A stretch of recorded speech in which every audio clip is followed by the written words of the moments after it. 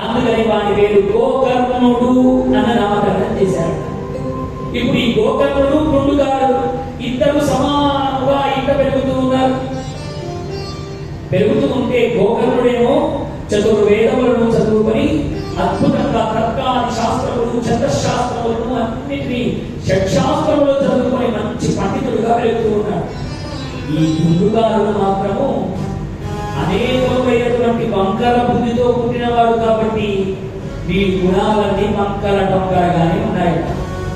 ఎప్పుడు ఇంటి బయట నుండి వెళ్ళి వీడు ఎప్పుడు జూదం ఆడేవాడు, మలమాంస భక్షణములు చేసేవాడట.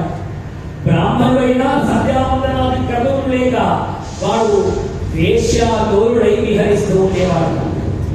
ఇలా ఆత్మదేవుడి దృష్టికి వచ్చి, ఒరే కుమారా, నీకు ఉపనయన సంస్కారం జరిగింది, నీవు గాయత్రిని ఉపాసించాలి, కానీ ఇవన్నీ దుశ్చర్యలు చేయరాదురా అని చెబితే తండ్రిని ఒంగోబెట్టి కొడుతూ ఉన్నాడు.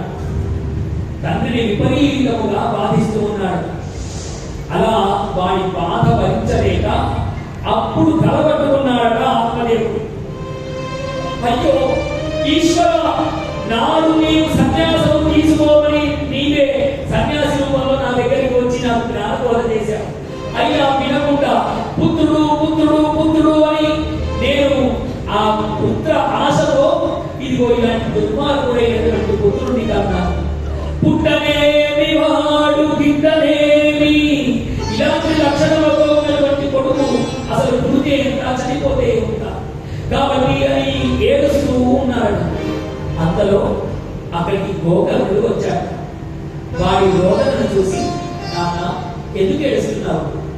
పుట్టుగారి యొక్క బాధ భరించలేక ఏడుస్తున్నాను కదా గోకర్ణ.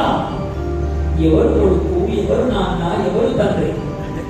ఏనాడైతే ఆ సన్యాసి చెప్పిన మాటలు ఉన్నాయో అవే మాటలను గోకర్ణుడు కూడా చెప్పాట. చెప్పగానే అవి ఇప్పుడు తలకెక్కాయి వీడికి.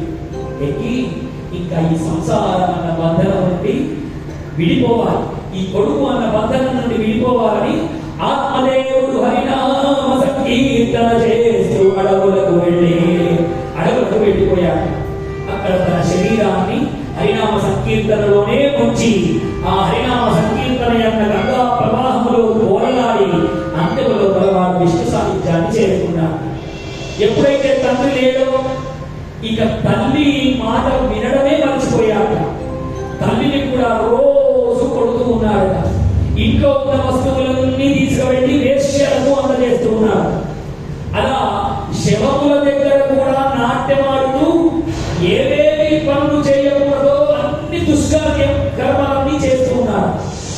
ఇలా చేస్తూ ఉంటే తల్లి అయినటువంటి దున్నుబి కూడా నా కర్మ ఫలితము చేత వీడు పుట్టాడు, ఆనాడు నా ఆత్మదేవుడు పండిస్తే గోకర్ణుడు లాంటి బుద్ధిమంతుడు నా కర్మగా పుట్టేవాడు, కానీ ఇది నా కర్మ ఫలితమే అనుకున్నది. దుందుబి తన ఇంటిలో ఉన్న పెరటిలోని బావిలో దూకి ఆత్మార్పణము చేసే, బావిలో దూకిందట ఆత్మార్పణము చేసుకున్నదట. దుందుబి కూడా మరణించింది.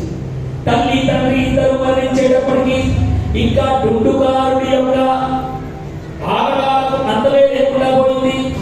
జయ బాలకృష్ణ భగవానికి.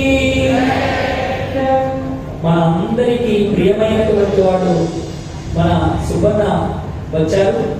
అద్భుతంగా ఒక హరినామ సంకీర్తన మనం అందరం కూడా విందాం. జయ బాల